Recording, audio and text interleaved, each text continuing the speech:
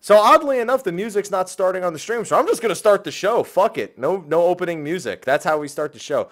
This actually is pretty odd because I had audio issues at the start of the stream. I still think it's because I unplugged everything and replugged it all back in for my new computer, which is now RMA'd.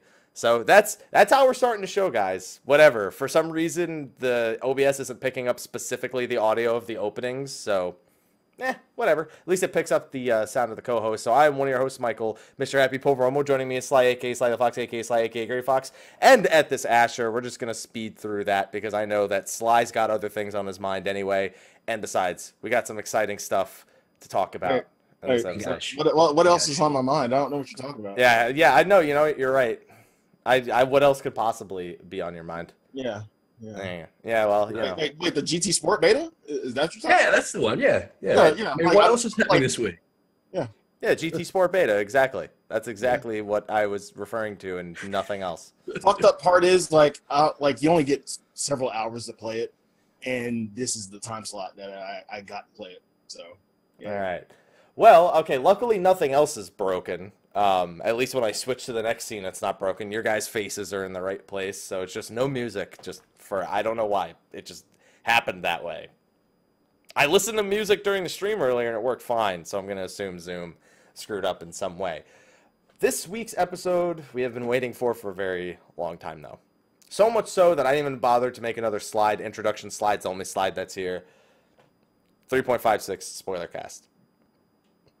We've been waiting for like a week. What are you talking about? I mean 3.56. We were waiting. We just kept saying, when is it? And now, because we were all waiting we want to know the end, man. It's been a long wait to know the end. That's true. Of the Heavensward story.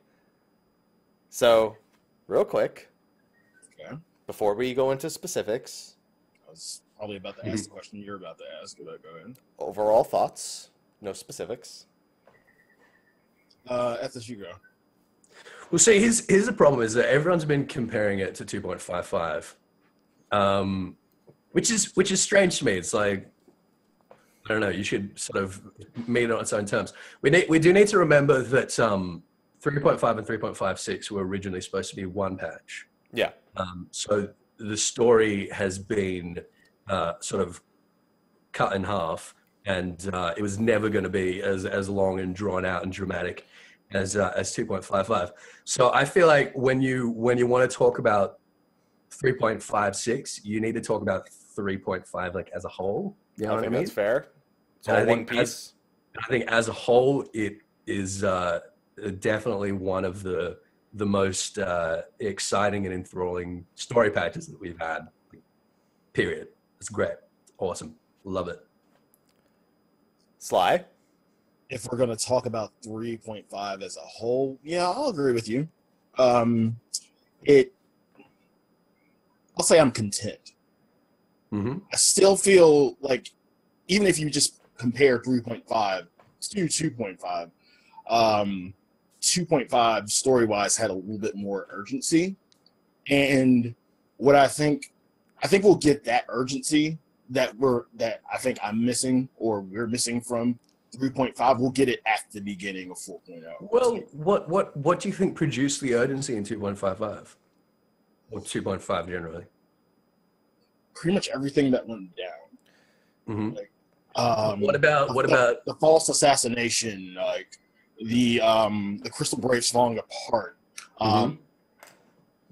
See, I feel like that's like small change compared to the sense of urgency of, hey, Ilberd has vicariously declared war on the Garlean Empire on behalf of the Eorzean Alliance, and that is something we need to address immediately.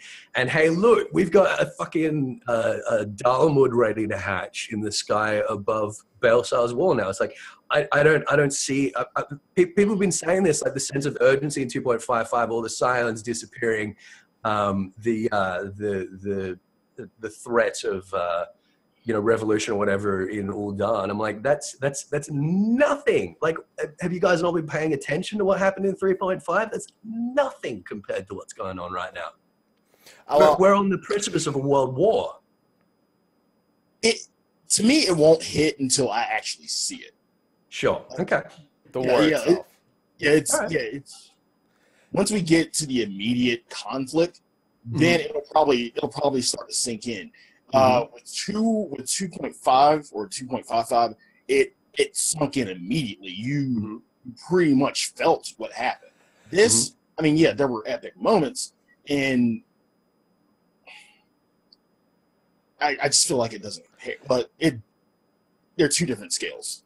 Well, I mean, Yoshi P did say that the tone was going to be quite different. I feel like while the overarching, the way it affects the story is far more impactful in 3.5, I feel like they kept trying to put you in situations that were, I guess, sorry about that, more immediately demanding in 2.5. Like, first of all, I think all of 2.5's little part where Moonbrita sacrifices herself, I feel like that has, like, yeah, we killed an Ascian, but that entire segment of story doesn't actually have as much impact other than confirming you can destroy an Ascian.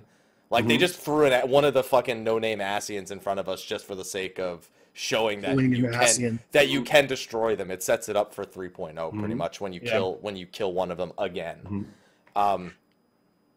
But at least Minfilia was at threat, and if they had gotten their hands on that, it was like immediate, like, oh, you're weak, you're defenseless. I'm gonna go fucking take care of my shit right now. Look, let me posit this. I reckon the feeling of throughout, however you want to put it, in 3.5 and 5 and 3.56 was massively diminished by the fact that its pacing was completely ruined by cutting it in half. I can give you that. I reckon that if it was presented as it was originally intended, as one story patch, and the pacing had remained uninterrupted and kept sort of escalating, then I think it would have been, I don't think people would be saying, oh, it kind of felt a bit, less impactful. I partially agree with you. I still would feel the same way, even if it were, like, lengthwise the same. I still would feel the same way. I'll just go ahead and get into it. Omega. Yeah, I'm just gonna go ahead and get into it. Omega, like it was a momentary glance of a grander issue. Kind of like what the beginning of 2.0 was. Like the opening scene. The opening scene of 2.0. That was a beginning glance of a larger issue that you will tackle. And again, the weight, I won't really feel the weight until we actually get more interaction with Omega and Shinryu.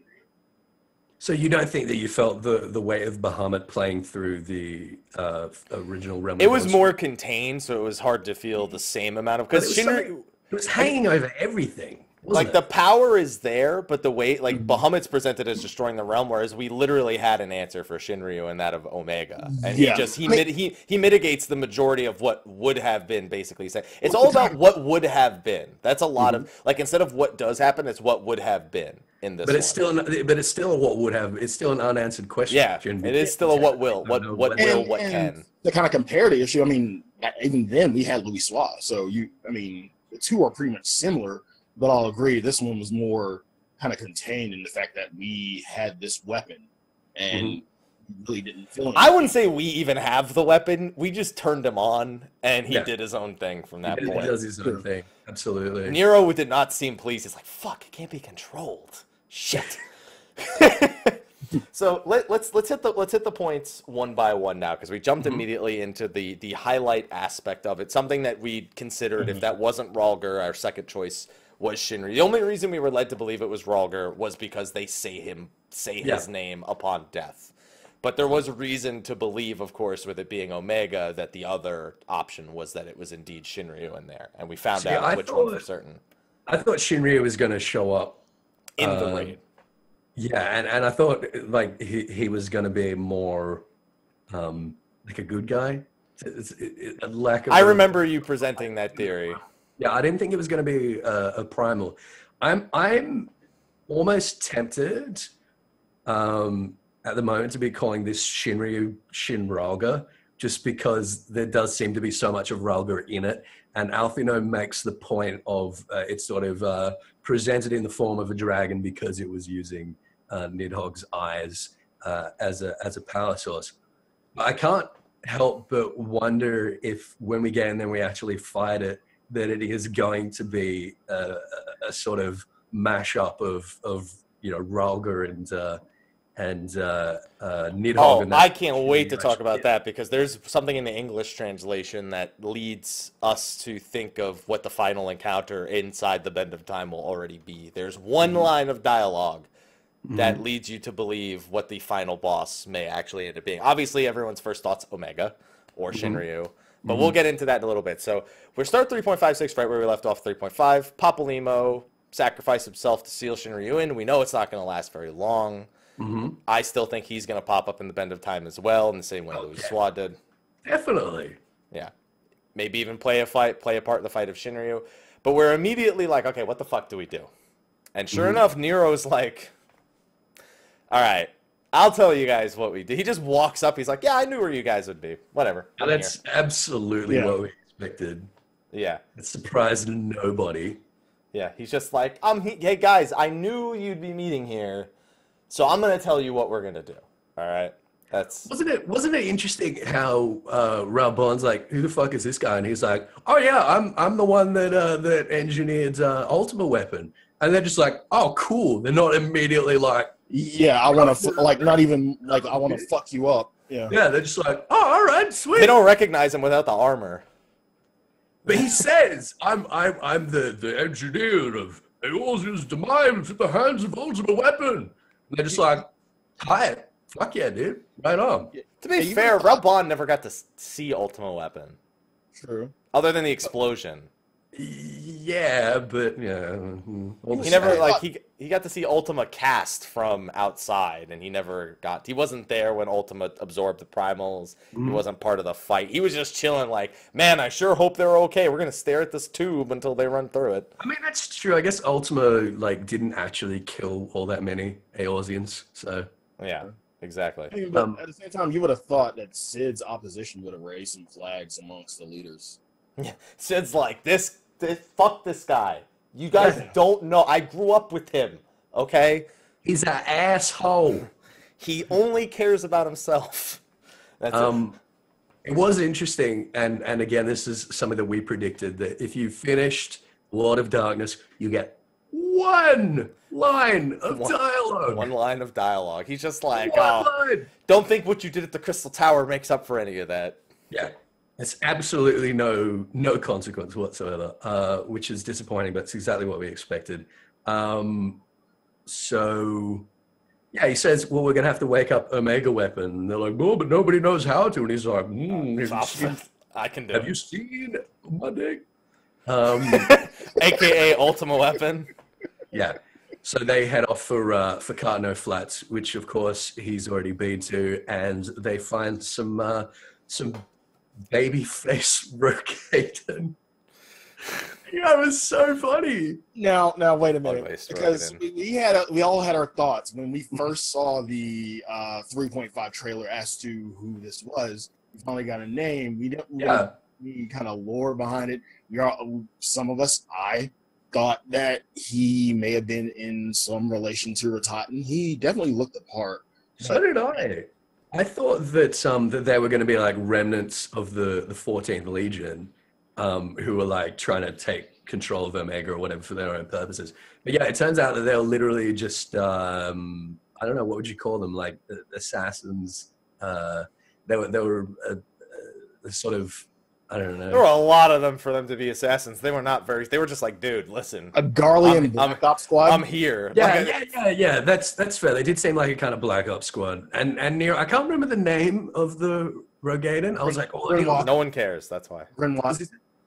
Grimlot. Yes. Grimlot. GRYNEWAHT. Yeah. Grinwat. What? That's an awful.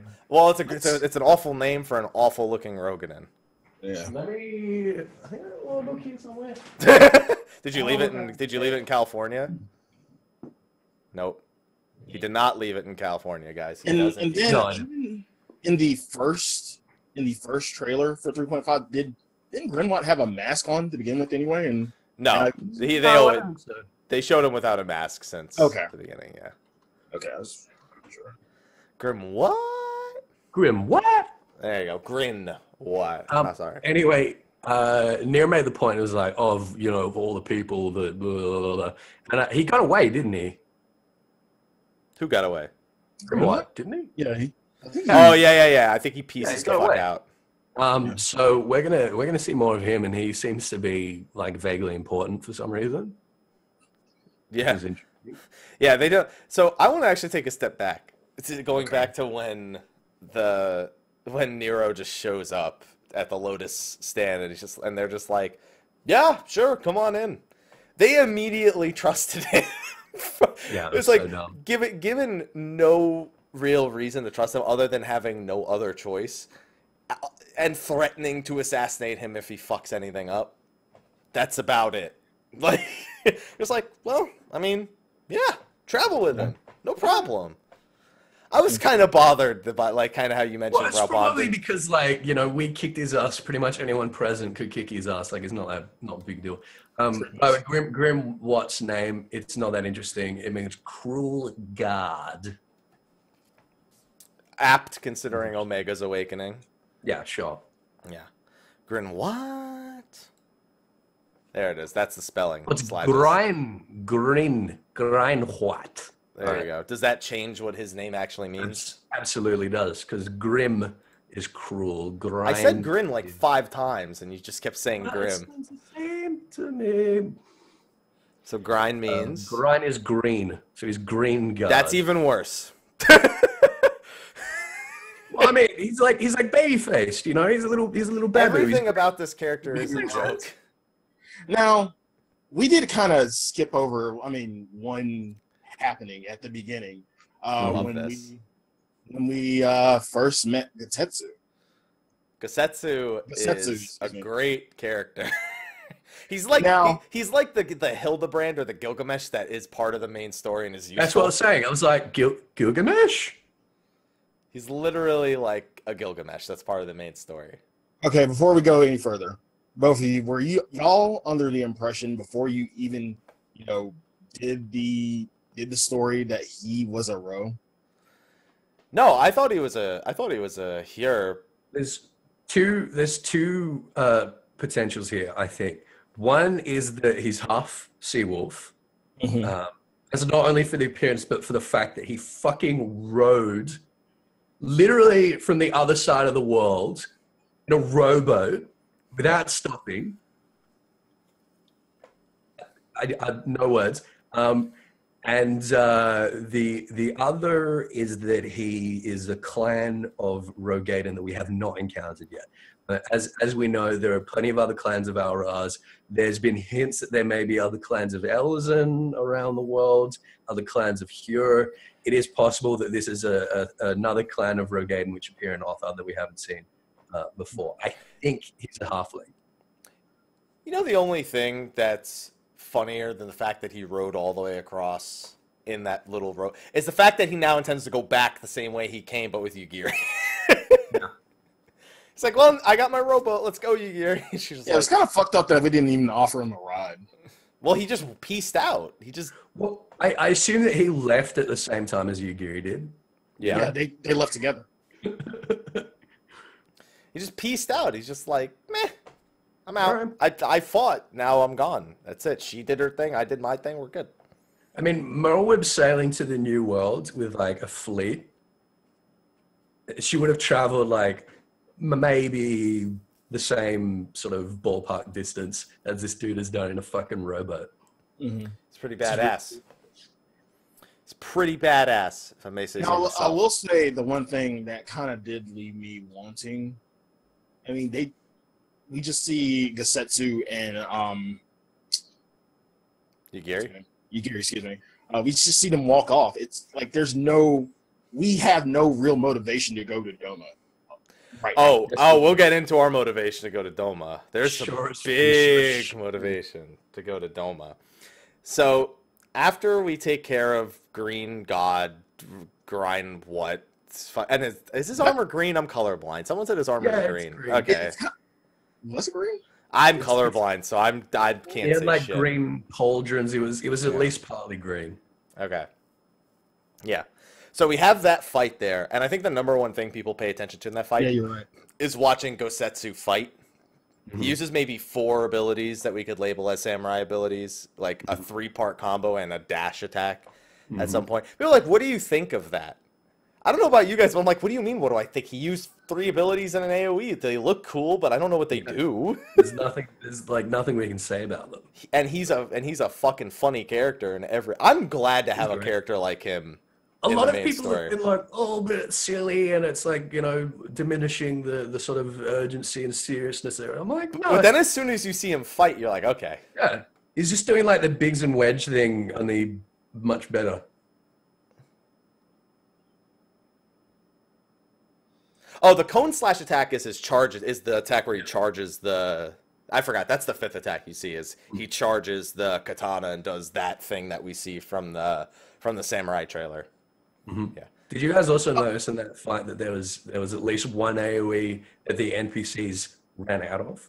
Yes. Yeah, we all noticed. They have the technology. Like, where the fuck has this been? Is that hinting at squad stuff? I think it is.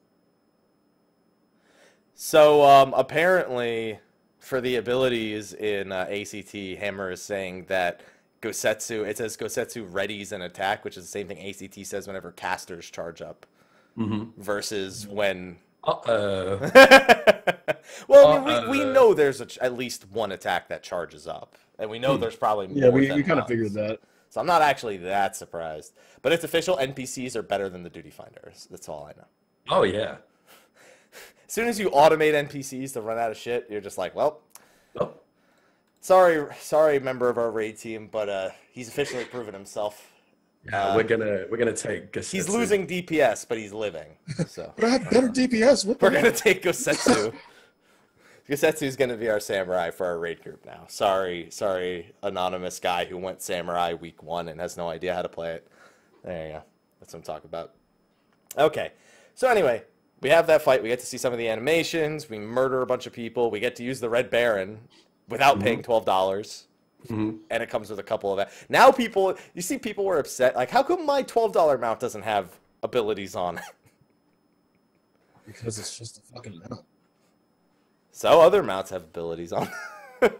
has one ability. But this one has, what, 4 or 5? Just give us all 4 of the abilities.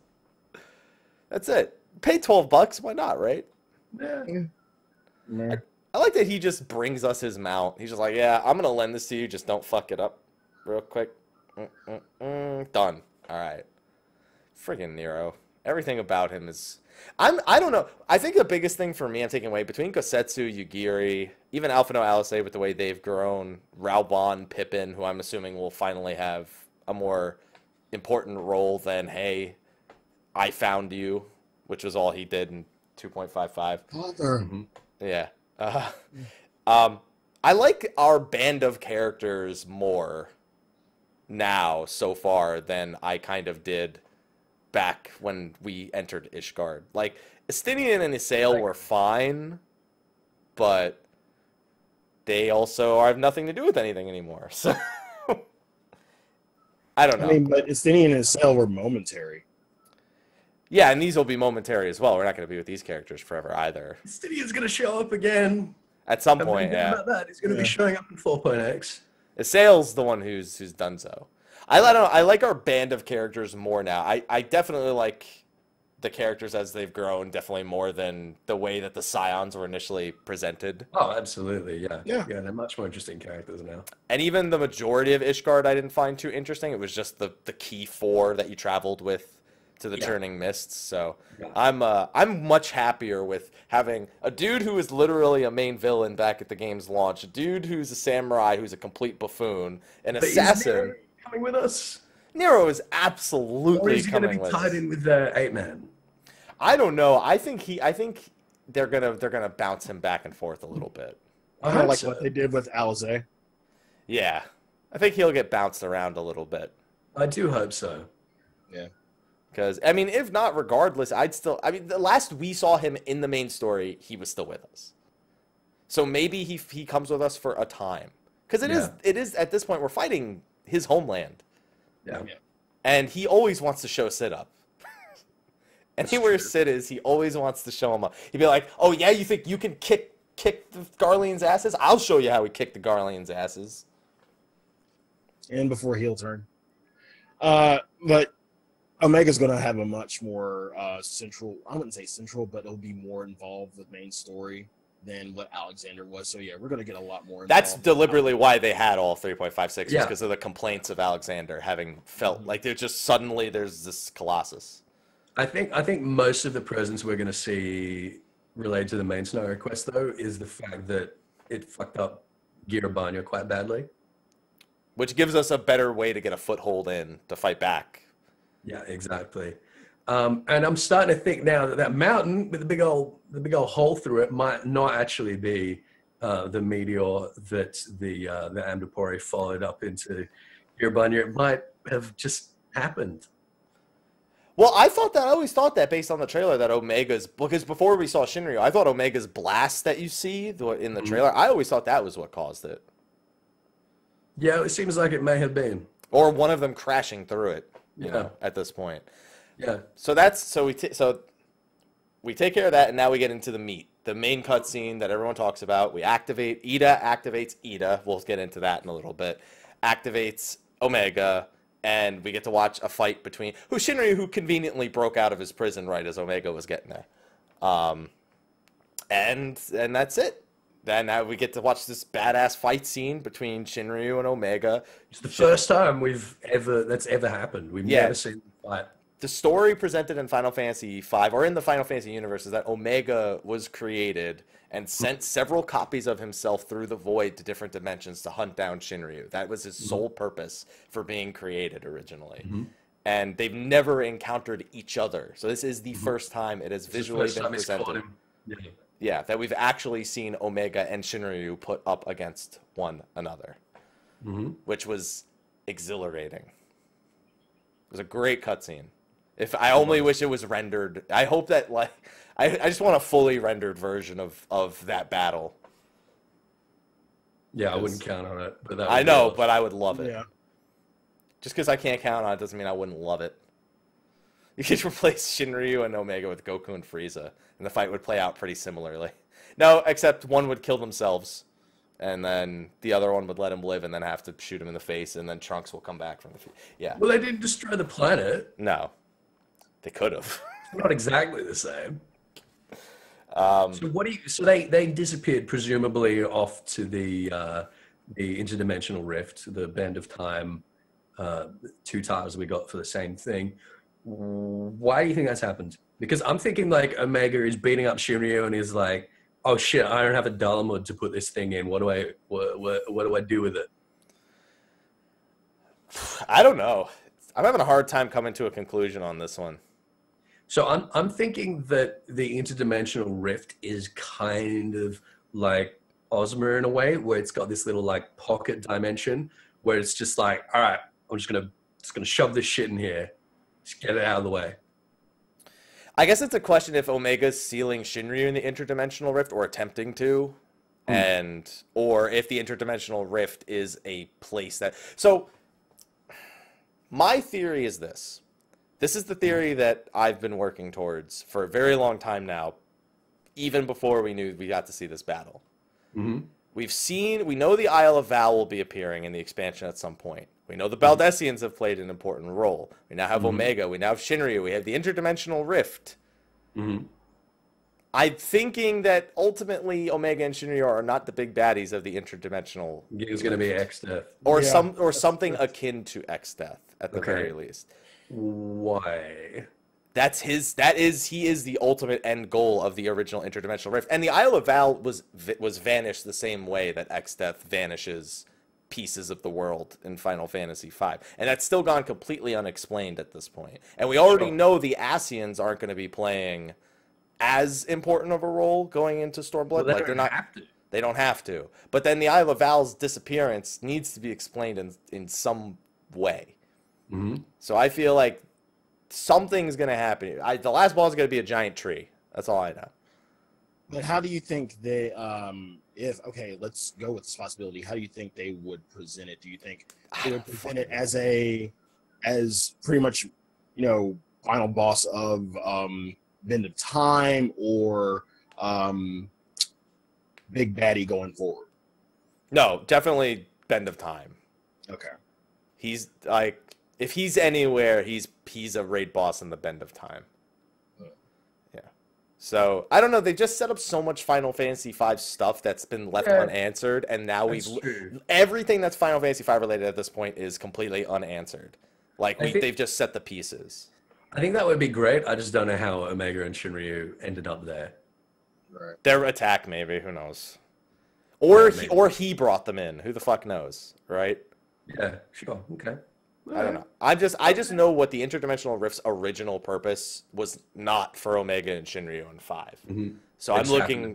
Yeah, they just happened to be there. So I'm looking beyond just them playing an important role inside the Interdimensional Rift. This still kind of confuses me though, because we're getting a lot of 5, but we're getting the 12th Legion. That's why raid and it's kind of like how we have Warring Triad with the 6th, and then everything else pretty much. Yeah, so kind of existing side by side on that front. Yeah. So that's where I'm going with that battle played out. I'm banking on an Exdeath. Maybe not Exdeath himself. Maybe Nero becomes a tree. Who the fuck knows? Like, someone's gonna become a tree. Someone's gonna become a tree by the end of this expansion. Somebody's gonna become a tree and try to destroy the world by consuming it into the rift and whatever. I don't know. Mm-hmm. So that's what I'm going with. You can feel free to disagree because there's nothing to found this. I just have to put pieces in places at this point. That's my crackpot theory, pretty much. Well, we've been seeing the Tree of Life appearing as like a motif in a lot of places. We saw it through Coil. Yeah, we saw it in Turn 12. We saw it like associated with Sephiroth and a lot of that kind of stuff. And I feel like it's only a matter of time before we see like a real sort of historical payoff on that. So the origins of all of that could be Exdeath or something in that field. I'd love to see that. That'd be cool. Be into it. I'll allow it. Guys, Ethys has allowed it, so I can have this theory. Yeah, I'm allowed to have it. Yeah. Sly, what do you think, Sly? Where are we going with Omega and Shinryu in the Bend of Time? I think it will ultimately lead to Exdeath, but I feel like Exdeath is going to play a bigger role. I want to say that it's going to push forward past 4.0, but I feel like the Tree of Life would be one thing itself, and then Exdeath would be the result of what happens with the Tree of Life, and then going forward, Exdeath would probably be the new raid, but it'll be fun to see. Certainly will. I hope so. So the next thing we can get into then is our motivation for going to Doma. Okay, what's the motivation? Sly, what is Shinryu, Sly? A Durgan. Okay, but what kind of Durgan? What is he identified as? He's one of the Durgan. He's one of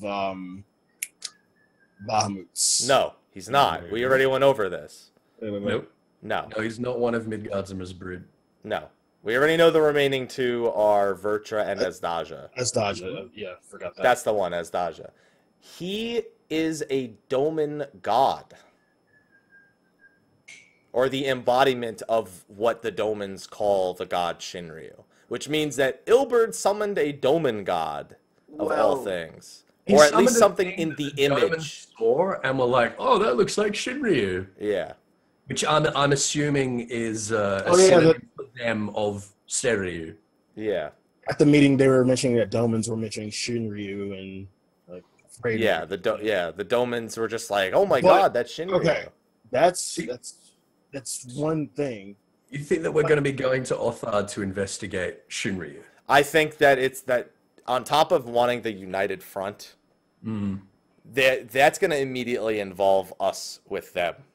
But even before that, there Gosetsu, when he spoke to Yagiri, his main thing was our country needs you. Come back to your homeland. There has to be something else besides Shinryu. There was oh no, we're going with her back too. We're absolutely going with her back. But I feel like the Garlands are gonna find out very quickly that Shinryu was in the Domans, because they're currently blaming us. But they're gonna find out that's a Doman, that's in the image of a Doman god at some point. They're gonna go over there. They're gonna be like, "What's up? What was that? What was that bullshit? Huh? What was that shit?" I like the way you pose it. Like, this shit, huh? What happened? Look, I'm sticking to my original idea, which is that our hand has been forced to effectively declare war on Garlemald. Garlemald is going to be hitting us with everything they've got through Giribanya.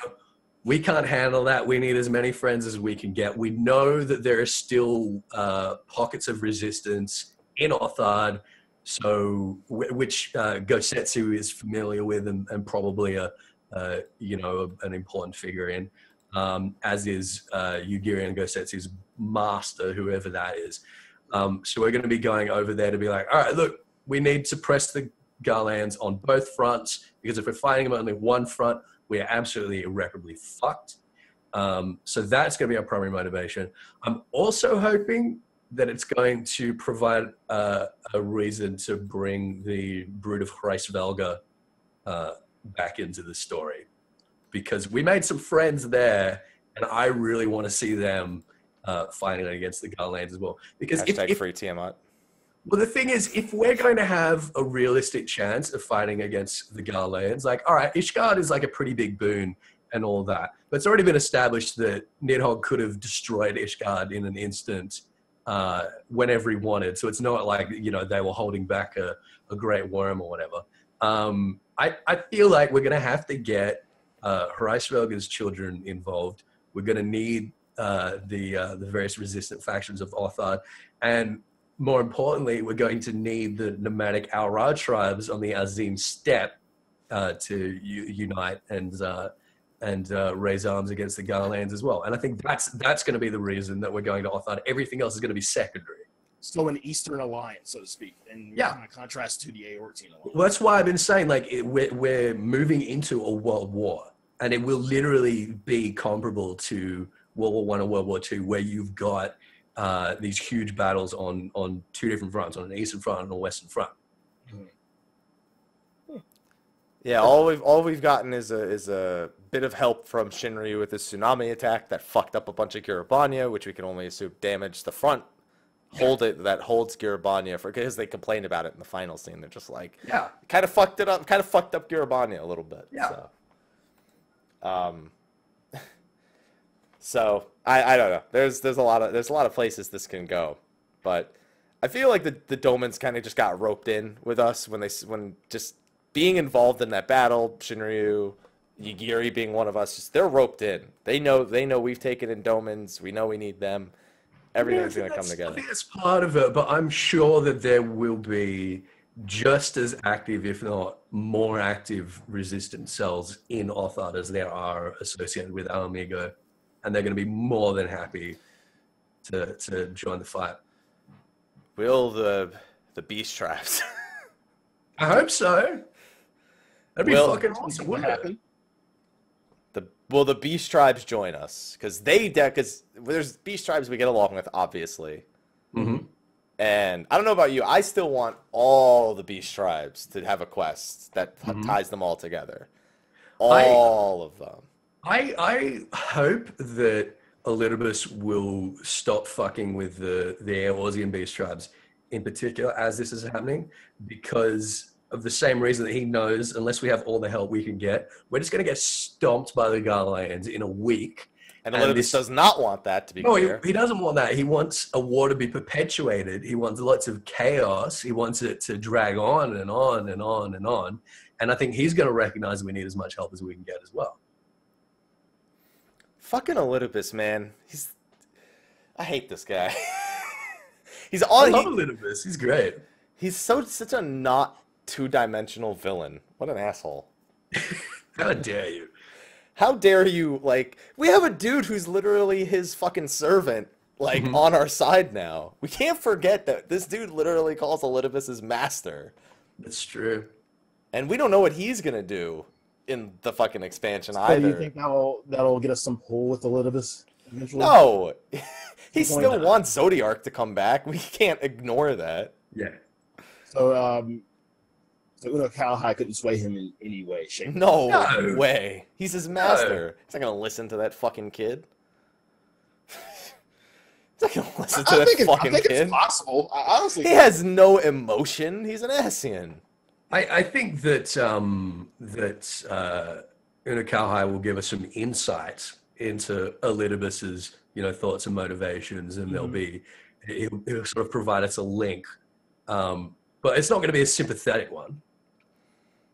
No, at the end of it all, when Final Fantasy XIV is done and dead, Elidibus will turn into Zodiark and will kick his fucking ass. All right.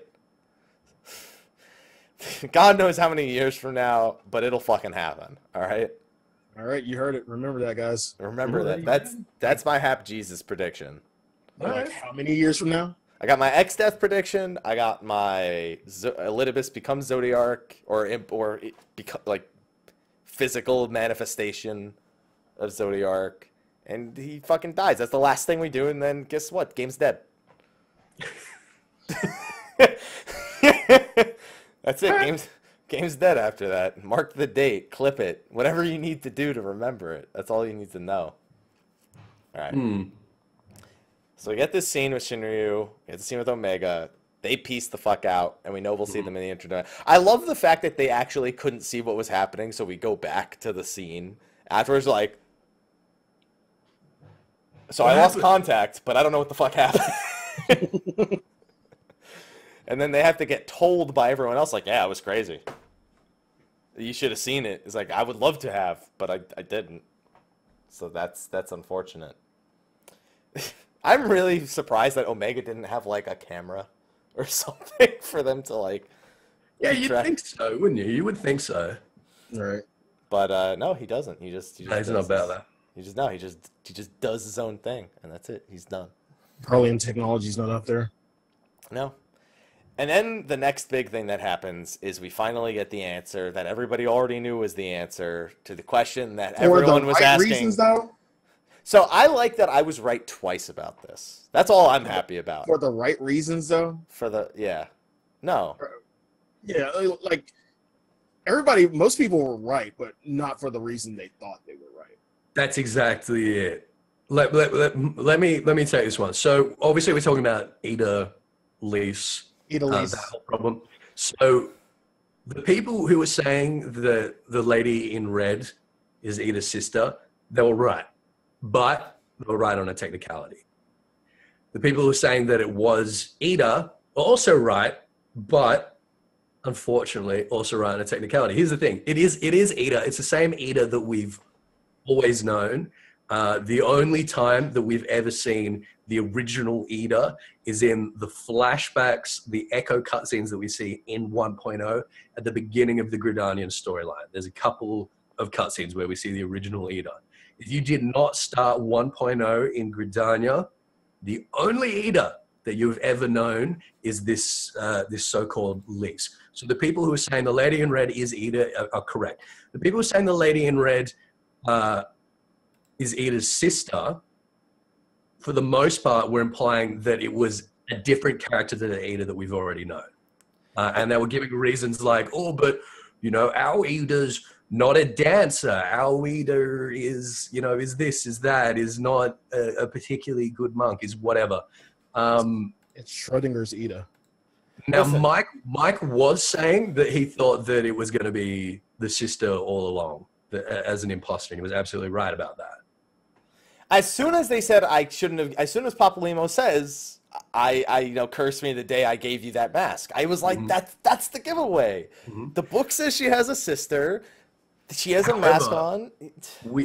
A lot of people were saying with the whole sister thing as well, and some people were even saying that there had to be some sort of a time skip or whatever to deal with this. Is the fact that we've got Gundobald saying to Eda, "Oh, you look like you haven't aged at all," and people have been thinking, "Oh, she hasn't aged since the Garlane resistance against King Theodoric." And no, that's not right. He's saying that she hasn't visibly aged since the fall of Alamigo, which was 15 years ago. And it's not inconceivable that a woman can sort of, remain more or less the same in her physical appearance, particularly when she's wearing a fucking mask in the space of 15 years. And we didn't know the age gap between Eda and Lys until now, but now we do, and it is about 15 years. So that's all very interesting. The question that remains now is whether or not the real Eda is going to come out of the woodworks, right? Yeah. I think she has to. The body was never found. And it's not because the body was never found. It's because why would they make this revelation if they weren't going to go somewhere with the real Eda? They could just easily say like, "Oh, no, she's not a real scion. She's she's political asylum seeker or whatever. She's important to the Alamigan resistance, and we just hid her all this time." They didn't need to do the whole sister thing unless they're going to go somewhere with the character of Eda that's been missing this whole time, right? Let me just take that opportunity to tell you guys, Xenos is not Eda. No. and we to confirm that, we've actually had some data mining which has shown us. We don't even need the data mining. We know about Xeno. To absolutely put a nail in the coffin. Well, okay, yeah, we know it's the son of the character. And a pure-born Garlean that is the son of the current legatus. Yeah. The current emperor. The current emperor, my bad. Yeah. But we also have done some data mining. We've seen a full model of him without his mask. He's a blonde-haired male Garlean with the third eye. People who are saying, "Oh, but it could be a placeholder," you use this model as a placeholder, this is the placeholder. That's a very, very specific placeholder. They wouldn't, if they were using a placeholder, they wouldn't have shown us his face under the mask. Except for that cutscene. But even then, it wouldn't be detailed. But it's the same face. Yeah. But it's the same face as they showed under the mask. Yeah. So no. Because then the other theory, when you say that to people, they say, "Oh, well, maybe the real Xenos is all those things, but Eda's in the armor and pretending to be Xenos." I was like, stop reaching, please. He looks eerily similar. Just like Lisa's not a dancer. Just stop. The thing is that like every single sort of big twist or big reveal in Final Fantasy XIV so far, ever since the beginning, is like, "Oh, but this character is actually that character." I swear that's the only trick that the main scenario writers have. They did it with Thancred and Lavera. They did it with Una Kalahai. They did it with Nail. They did it with Nail. They've done so many. It's the only trick they've got. So honestly, it wouldn't surprise me if they pulled it again. But when they pulled it with this Eda and Lys thing, I was like, "Come on, guys! Is that really all you've got? Is that the only way that you guys can produce like intrigue and those oh my god moments of like, oh well, actually, my real name is fuck you. He's the same plot point again." That's a great name, but to have. You might get a restriction on it. So you're saying Square Enix's secret weapon is mask? Yeah, yes. and I'm sick of it. Una Kalahai was another one. I'm trying to think of. There's so many. Una Kalahai wasn't as much though as the other ones. Yeah, the Griffin exactly. Griffin's the Griffin one, was like, yeah. "Oh my god, the Griffin!" I get that. The Griffin definitely. They've overdone it. They need some more tricks. I mean, it was cool, but they need some more tricks. It was but even bigger does have to show up.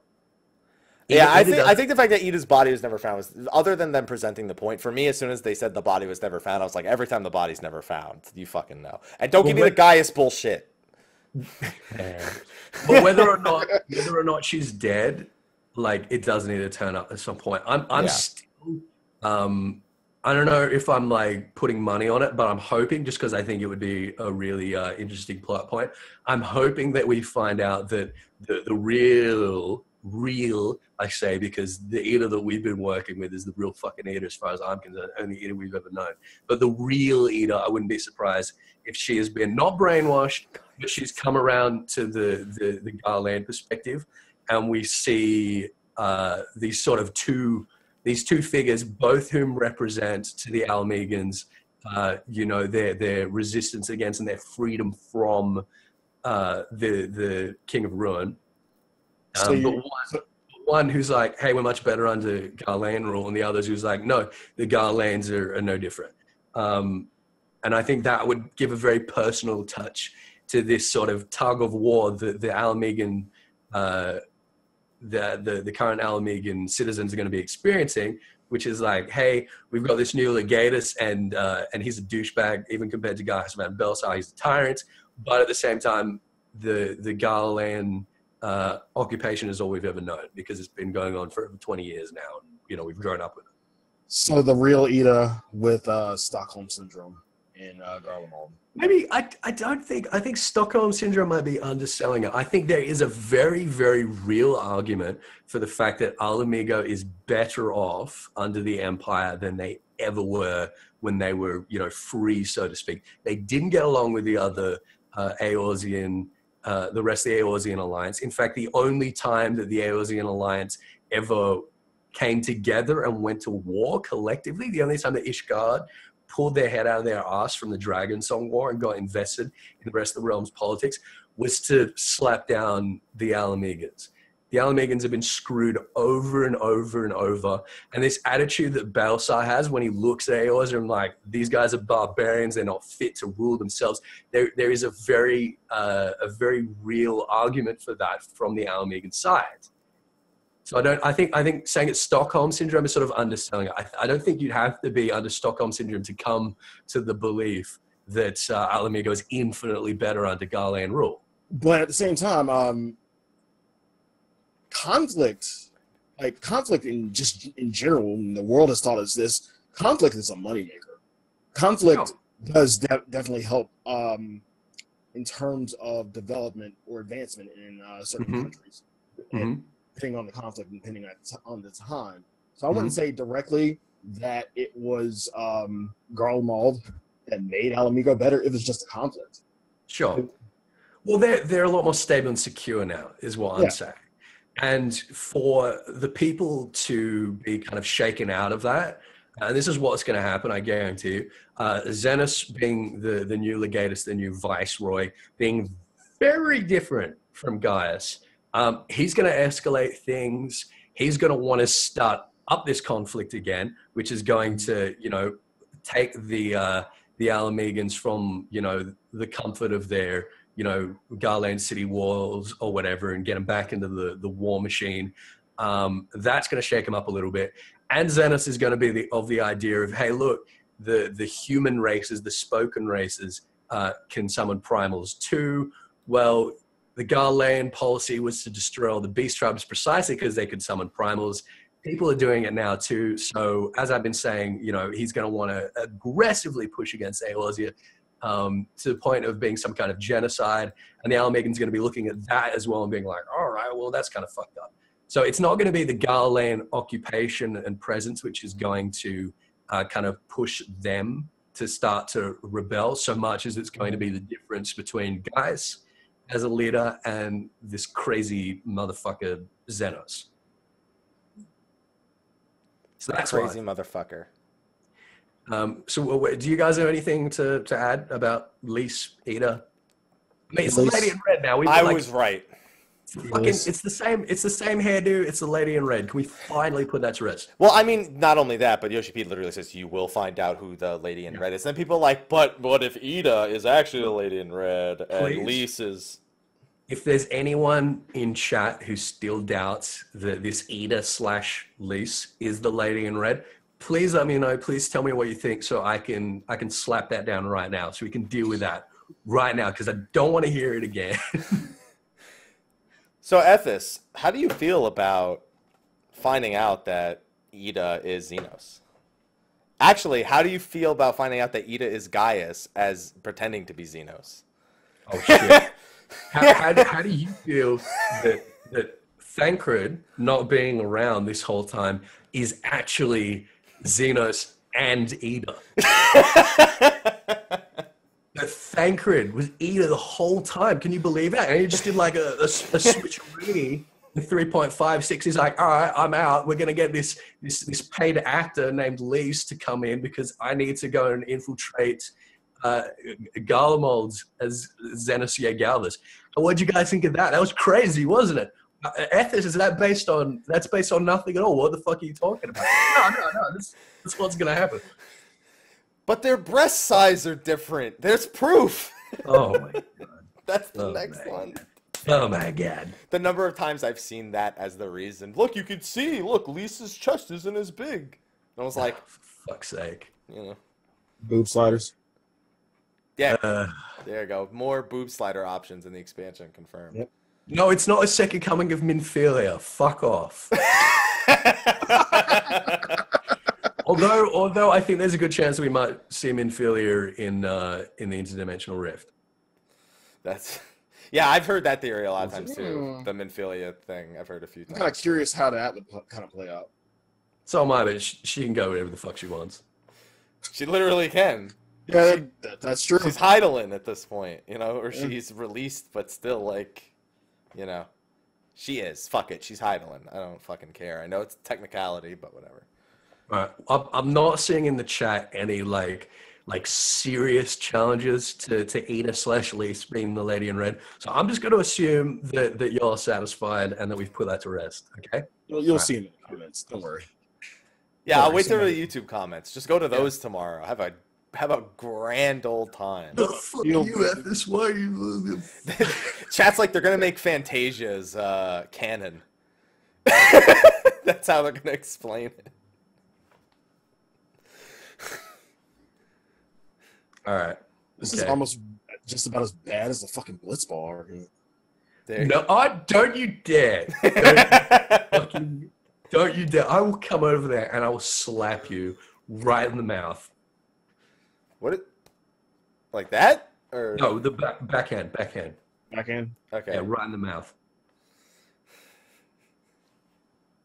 All right. Next point. All right. Next point. I have to ask. Okay. It's not coincidence that when you combine their names, Ida and Lise, it's Ida. No, it's Idalise. I've been saying that the entire fucking Idalise. All right, okay. So where's that gonna go? Absolutely nowhere, but it has to mean something, right? Does it? I guess it does. Does it? It was the first thing I noticed. As soon as they said her name, I said both their names back to back, and I was like, "Oh, my god!" So what is Return to Idalise going to be? I don't know. That's all I got. All I got was their names. Their names when you say them back to back is Idalise. That's all I got. Do you think that was? Do you think that was just like some lazy sort of naming? No, I think they just wanted us to remember that it was happening. Well, that Idalise was happening. Yeah, they wanted people to say it. They just wanted people to say it out loud and be like, "Oh, yeah." I think it is like there's nothing more to it than that. Then we get this at a Q&A, and we get the real reason why the naming kind of happening, and we get a bullshit answer. We find out that both Ida and Lise were captains of blitzball teams. And Ida was actually the captain, and now Lise has to take over. And the Alamegan Abes actually going to be a blitzball themed 24-man raid series. I'm done. Yeah, you done? I'm done. That's the thing that duns you. Yeah, that's the thing. That's the one that gets you. Yeah, that's the straw that broke the camel's back. Camel's back, if you were to cut it off, kind of looks like a blitzball. Looks like it's got a blitzball stuck under the skin. Shit. Oh shit! That's all it is. You know, I'll take the Ida arguments over blitzball any day. Well, remember, Ida is Gaius, who is Xenos, who is pretending to be the son who's actually back in Garlemald. And then you find out that the actual Emperor is pretending to... Never mind. The Illuminati confirmed. They're back, I guess I should say. I checked out as soon as you started talking. We need someone to do the whole fucking they pull up the map and they start circling shit and like tying strings together and everything. Yeah, strings and pictures and shit. Yeah. Yeah. We need that to happen. Ida's her own grandmother. There you go. Oh shit. Okay, so we leave on that note.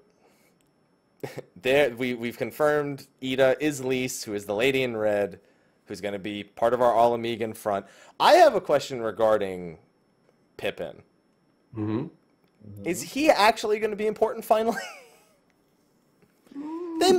I'm under the impression Raban's dying.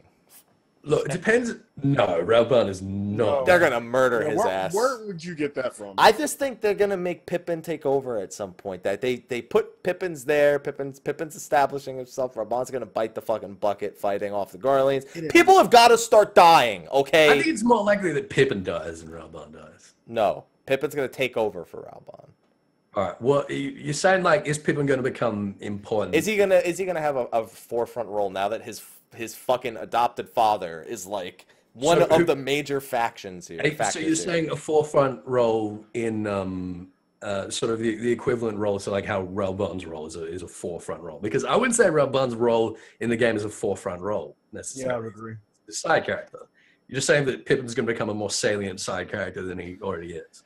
I agree with that. For sure. But he's still going to be a side character. There's this whole huge reveal about him at 2.55, and then is it that big a reveal? Yeah, it was the first time we met him. That's the reveal. That he exists. That he exists. I was like, who the fuck is this guy? You can't say that every new character that's introduced is a reveal. Was Ghost Sensu a reveal? Yeah. Oh, all right. Okay. They revealed him. All right. I think Raban has already got an Ironworks arm. I think it's hiding under the it's just gonna be like whatever. Yeah, and I think we're gonna get a reveal just in like the middle of the fight. He's gonna pull it out and he's gonna be like, "Oh yeah, should whip this up for me like ages ago." I kind of put Pippin in the same league as the guy you first meet who's driving the cart you play when you start. He's never gonna be that important. He's just gonna be there. Yeah, he's just gonna be there. No, that's all he is. Like he's just Raban's adopted son. That's all it is. I mean, eventually, yeah, I'll agree with you. Ultimately, Raban will meet his end. Not anytime soon. Not anytime soon. But once that happens, yeah, he might become a little more important. I don't think he'll like once it happens. I don't think he'll immediately take up the role that Raban did. But he's gonna have to learn real quick. Yeah, if Raban dies, it's gonna have to be as like the sort of final blow that frees Alamigo or whatever. It's gonna be like Raban's gonna 1v1 Xenos, die, and then Pippin's gonna have to take over. All right. It's gonna be kind of a lot. And then Pippin's gonna fall in love with Tataru, and that's gonna go on its own tangent. But what about Wedge? Fuck Wedge. That motherfucker had his chance. So you reckon Wedge and Tataru is going to be me versus the guy she tells me not to worry about? Yeah. Oh man. All right, get writing on those fanfics, by the way. All right, sweet. I mean, you can always throw Pippin with Cryo if you really want to not mess anything up there. So, nah, Cryo would eat him alive. Maybe he wants that. Maybe. How you doing? That's what he's doing. All right. So, other than that, all we have left is Nero is still hanging around. Gosetsu and Yugiri are we're assuming are on their way back. They're probably still in Eorzea, and they're going to be like, yo, we really have no way to get back. Can you seriously not make us do that? Yeah, we're going to be going with them. Yeah. Your theory of us going through the ship graveyard, of course, which is it's just likely, I feel. And then that's it. Now we wait for Stormblood. That's it. It's done. Everything's done. We closed. See you guys in June. See you guys in June. That's it. Show's over. See you in church. Fuck it. See you at church. No, it's not. Overall, I like 3.56. It's fun. Yeah, it's great. And I'm looking forward to the raid. Something that they definitely didn't do right with Alexander. Could have done better. Yeah, that's one way of putting it. We talked about this 1,000 times. Yep. You know that I loved Alexander. Done better.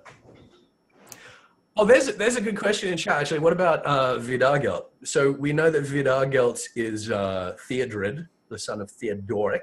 Yeah. He's been hiding and changed his name and all that. And a lot of people have been thinking, well, surely he must have a salient sort of role to play in Stormblood.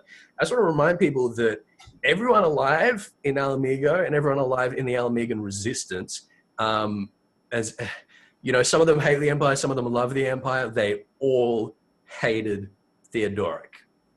And if Vidargelt stands up and says, oh, hey, I'm Theodred, son of Theodoric, come and follow me, they're going to fucking chop his head off.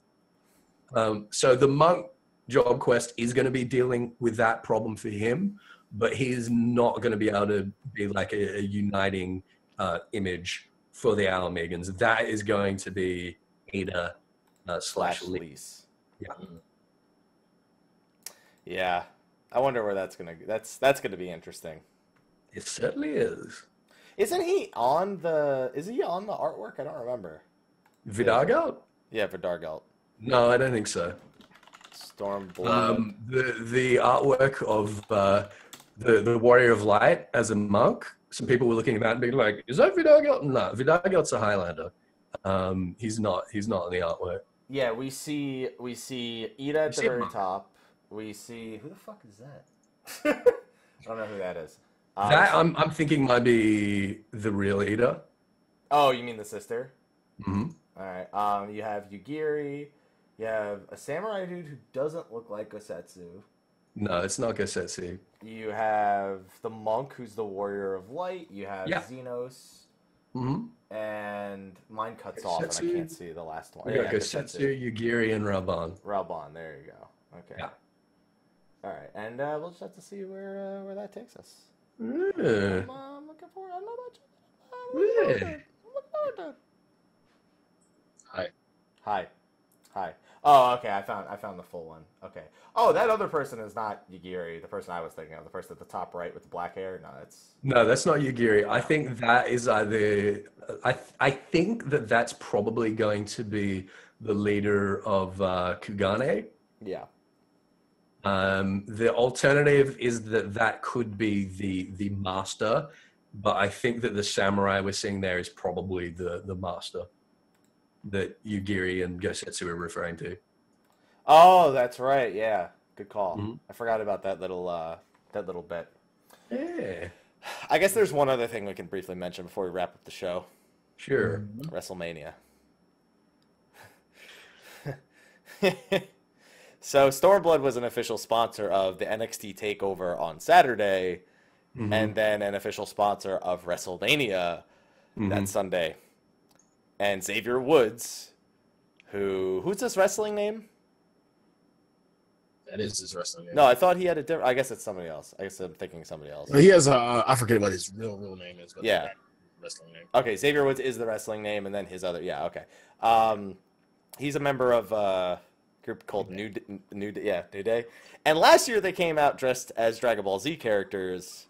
This year they came dressed as a very odd interpretation of a red mage, a samurai, and of all the jobs to pick as the third one, a scholar. And was it a scholar? I thought it was red mage, monk, and samurai. I don't remember. The last one was wearing something I didn't fucking recognize. It was monk. It was red mage, monk, and samurai. I only read the Reddit thread where they said scholar, and I just rolled with it. But they look nothing like the AF. Yeah. No, that is the AF. Didn't you know? That's of course. Yeah. And they're pushing what was this, like an ice cream cart or something? Yeah. An ice cream cart with a fat chocobo on the front, and then they had the Moogle on the And the announcer's like, yes, I love Final Fantasy. I'm looking down there, and there's definitely chocobos and Moogles. I sure love Final Fantasy. Fucking announcer's just so confused by it. Oh god. Oh, they were so fucking confused by it. Oh man. And yeah, that was Final Fantasy XIV's. That was their impact on WrestleMania. Honestly, it's hilarious if you watch the whole thing. It was pretty funny. It was pretty fucking funny. I gotta admit. Oh man, I think Xavier Woods plays Bard. Yeah, he plays Bard on Fairy. On Fairy. There you go. All right, go harass him. The crowd is like, yeah. You have that one guy in the crowd who's a Final Fantasy 14 fan. Yeah. That one guy. He's just super. I like Hammer's theory here. That advertisement probably cost us a raid tier. What is it? That's where the other 24 million went out of the budget. Like, is that? You're probably right. And like, is that actually going to bring any subscribers in? Were there people in that audience who were like, "Oh, fuck, I need to play this Final Fantasy"? Gotta get me some of those. They had like a station there you think they had a station there at WrestleMania where they could actually try it out? No. Okay. Because they would have seen Stormblood, then they would have gone over to the thing and it would have just said Heaven's Word. They would have been like, that's not the fucking game that they were showing. But they didn't even say Final Fantasy 14 when they came out. Final Fantasy. Final Fantasy, yeah. Oh my god, the crown guy. That's what you're talking about. Yeah, Xavier Woods very likes a YouTube channel. Also, he streams from time to time. Yeah. So I don't know what his YouTube channel is off the top of my head, because I don't follow wrestling at all. All I know is Undertaker retired, Goldberg lost. That's all. Those are wrestlers I knew when I grew up, at the very least. Up, up, down, down. That's the name of his YouTube channel. Up, up, down, down. There you go. Up, up, down, down is his YouTube channel. So if you want to see someone who is a professional wrestler who also plays a bard on Fairy, go to his YouTube channel. Up, up, down, down. And that is where you can enjoy. Streams from time to time. All videos of him playing WrestleMania as himself. Yeah. That's not it, but that's not what it is. But you know, that's what it is. I thought it was cool. It was entertaining. That's for fucking certain. It was entertaining, and besides, any sort of advertisement for the game is pretty cool. Sure. And the dance was just the New Day. It's beautiful. It was beautiful. Please watch it, guys. You've never seen the New Day? I don't literally. Zero wrestling. I don't follow wrestling at all. I don't hate it. I just don't follow it. What you saw there was pretty much par for the course. I mean, I remember what I grew up with when I watched when it wasn't even WWE. It was still the WWF. Yeah. And you had Raw and WWE. Like that's what I remember. It's my knowledge ends. My knowledge ends at that dude who took Stone Cold Steve Austin and pretended to hang him over a bridge. That's where it all ends for me. Dude with the United States wrestling outfit. I remember it was like a low Kurt Angle. Kurt Angle. There you go. Kurt Angle. That's where my wrestling knowledge ends. Is that Kurt Angle holding Stone Cold Steve Austin and saying he'll throw him over a bridge if he doesn't give him a title fight at the next WrestleMania. That's all I remember. So. And Vince McMahon almost losing an arm wrestling competition against a dude who, like, I think he had like a prosthetic leg or something, or I don't remember. And he said that if he beat him in an arm wrestling competition, this was after Vince McMahon did steroids. I don't know. That's things these are the remnants of what I can remember. So go watch WrestleMania. Go watch what's left over of WrestleMania. If you take nothing home from this episode. Yeah. Or snap it and go snap it to a Slim Jim while you're at it. Rest in peace. Yeah. Rest in peace, Macho Man Randy Savage. All right. On that note, though, see, Ethys is completely. At least I know some things. All right. Oh, yeah, Trump was in wrestling. Let's not do that. Anyway, moving on. That's going to be a wrap for the show this week. Next week, we're going to be doing Aor Zivia.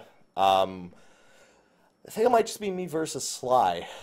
No teammates? No, you don't want to do a tag team? No, I want to. This is the last one of and besides, after the last one where you and I tied after Ethys figured out he didn't know how to fucking count, I think we need an even rematch where it's just you and I to get the right. Nice middle finger. But anyway, we need we need a fair rematch, 1 versus 1. Okay, sounds good. So with that said, if you guys want to submit some questions, because I'll take all the help I can get, and if they're good questions that haven't been used before, they will appear, and I will credit you with them. You can either email me at FFXIV@gmail.com, or you can join the official Chub Club Discord and send me a direct message there. Tag team Helena. That'll be in the description. You know, my favorite thing that I read that I didn't acknowledge that the whole show was the only reason they didn't have Ida age at all was PS3 limitations. God damn it. Well, I mean, they've been saying that the science have like discovered a way to like prevent themselves from aging, and you're totally right. It's because they don't want to have to fucking update their models, unless they have to for Thancred, apparently, sort of. All right, but on that note, we're gonna wrap up the show. So, gentlemen, why don't you tell the people where they can find you at this? We'll start with you. Oh well, as I already said, if you what's wrong with my camera? It's grainy, man. Really? It's always grainy. It's a new camera. It's just zoom. Sly's looks fine to me, but yours always looks like shit to me. As I said, if you guys want to submit questions for Eozivia next week, you can either email me ffxiv@gmail.com, or you can submit a question to me directly by joining the Chub Club Discord server and send me a direct message. Otherwise, you can find me on twitch.tv/EthysAsher, where I stream 5 nights a week. You can find me on youtube.com/FFXIV, where we're going to be starting to kick things up again in preparation for Stormblood and talking about lore and speculation leading into that. Or on Twitter @FFXIV. What about you, Sly? Well, you can find me on twitch.tv/Slyakagreyfox. You can find me on Instagram @Slyakagreyfox07. You can find me on Twitter @Slythefox. You can normally find me on Behemoth, but yeah, there's a thing tonight. There's a little thing happening. Super fucking lame thing. Eat a dick, Happy. Eat a dick. Yeah, I will be going live tonight, 11:30 p.m., so it won't be right after this. It'll be 11:30 p.m. Eastern Standard Time. It'll be a 30-minute pre-roll just to get everybody in. Once the countdown clock hits 0, Persona 5. Be there.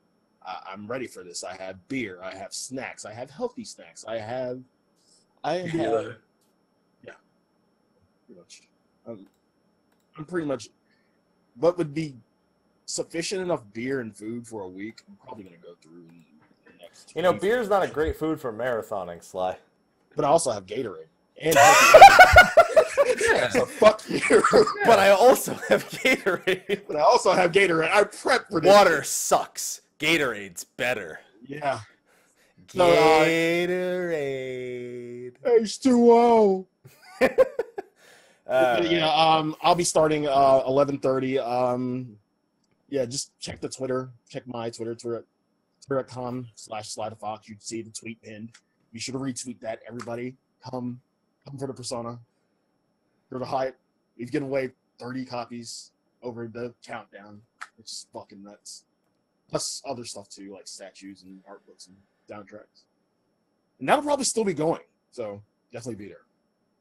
Happy, where can they find you? You can find me, Mr. Happy127, Twitch, Twitter, Facebook, YouTube, Instagram, all those places. I'll be playing Persona 5, but not at midnight, because I don't want to. I just don't want to. I don't want to start playing at midnight and then be burnt out by 9 a.m. and then sleep all day and be fucked for an entire week. I'll save that for Stormblood. I'm getting breakfast delivered and everything. I'm fine. Yeah. That's what I would do. I would just get the breakfast delivered. I was gonna ask you something, Sly, and I totally forgot. It wasn't important. It was just a joke I was gonna make that I forgot. That wasn't good enough for me to remember anyway. So that's the best way to look at it. Most of my jokes are good enough for me to remember, but that one wasn't. Yeah. It'll pop into his head in post show. Yeah, that's fine. That's fine. Yeah. That works. All right. On that note, everyone, we're going to wrap the show. We'll see you next week for Eorzivia, the finale, the final Eorzivia for for Heavensward.